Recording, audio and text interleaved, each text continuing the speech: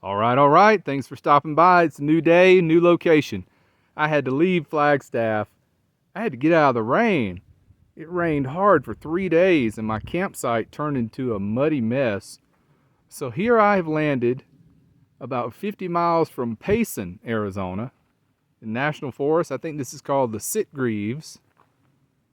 And you are looking in the direction of a flash flood zone. See that yellow sign? Right out past that is where all the water will accumulate. It's been raining really hard here, but my campsite's holding up pretty good. I chose this site because it's all downhill from here. To get out of here, in case there is a flash flood, I can just coast on out of here. Because I'm kind of on this side of the road where it's all a steady incline like this back to the road. And then the road is dirt, but it's well maintained. And to get to the paved road, it's pretty much downhill too. So I have an escape plan. This is the kind of stuff I look for when I'm camping. Is a way out in case I got to get out. I think this is actually the pull through. Looks like somebody had a travel trailer here. There's a fire pit right here. But this spot over here was harder packed on the ground. And I dug down about 2 or 3 inches and it's really good hard gravel under here. So in case this does get muddy, I can get out. That's not a problem. And another thing, I chose no shade this time because there's no cell signal here. And I wanted to be away from the trees because I'll have to put my Starlink up. And I think it'll have to face right up in that direction. So this is the kind of stuff, I kind of plan out as I'm riding along. I did not scope this site out. I didn't really look into it a bit. I just winged it. But there's the main road in the distance. Here's another little secondary road. And I'm not worried about parking this close to the road because there is no dust because it's so wet. And there's not going to be any dust for probably 4 or 5 days before all this dries out. But I mean, it has rained like crazy all the way. First 2 days in Flagstaff was great. And the next 3 was pouring rain. Only got to ride the e-bike for about an hour the whole time because too much rain. So now I got this little gem. This is not on any of the camping apps or anything like that. It's just something you find as you ride along. Okay, let's work on the screenshot. Well, you think we ought to use that? I always like to get my awning in the screenshots now. I'm so happy with this thing because you don't have to square it up. It's already got structure. It's already got tension with these flex rods.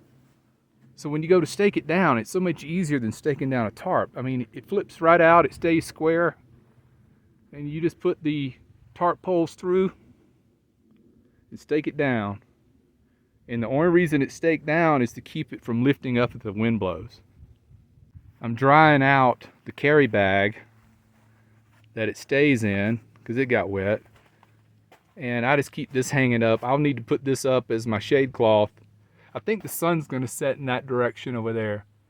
So I'll put it up right across here. And I'll have my little sitting area here in the shade if the sun stays out.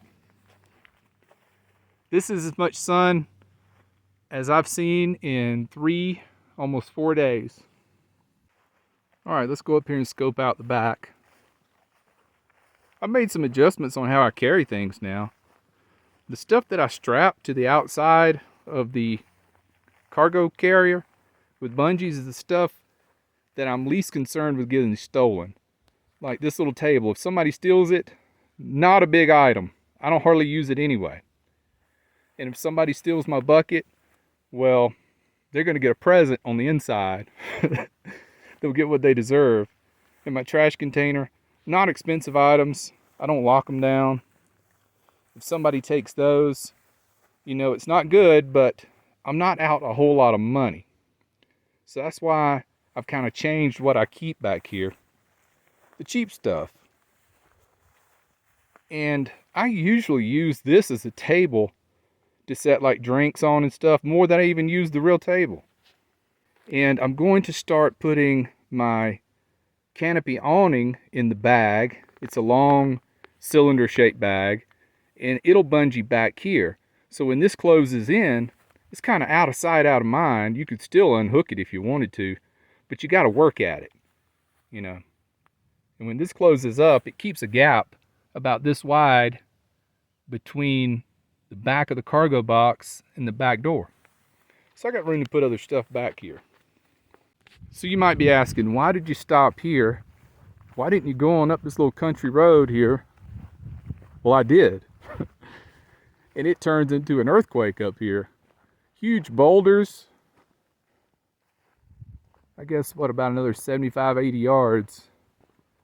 It gets really rocky and rough. You'd really need an ATV to get through there, or four-wheel drive or something. And I thought, why go that far? There's nobody here. I don't have to be in the very back of the forest.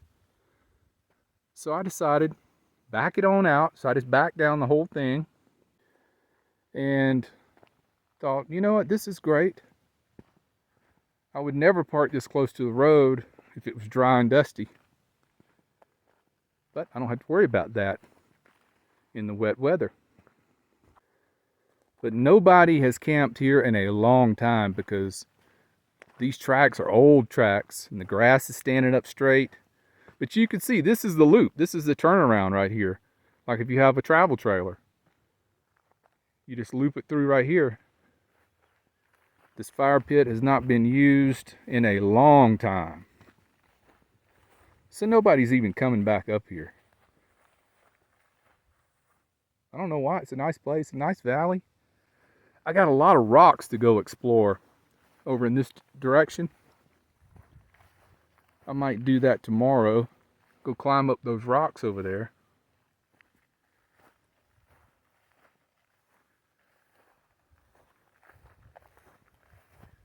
Hey, there's a cactus.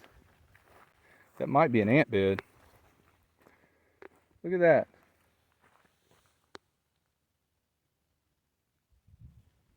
Nice.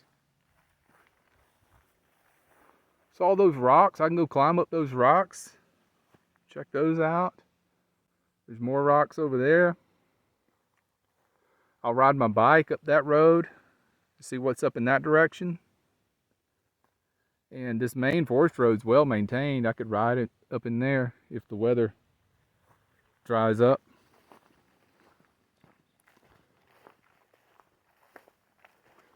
All right, we'll wrap it up from about 50 miles from Payson, Arizona. I'll be here a couple of days, and then I might head toward New Mexico and stay there a night or two. That way, I just don't have so far to drive when I finally do start heading back to Georgia to visit my dad. All right, my friends, take care, be well, and smash the bell.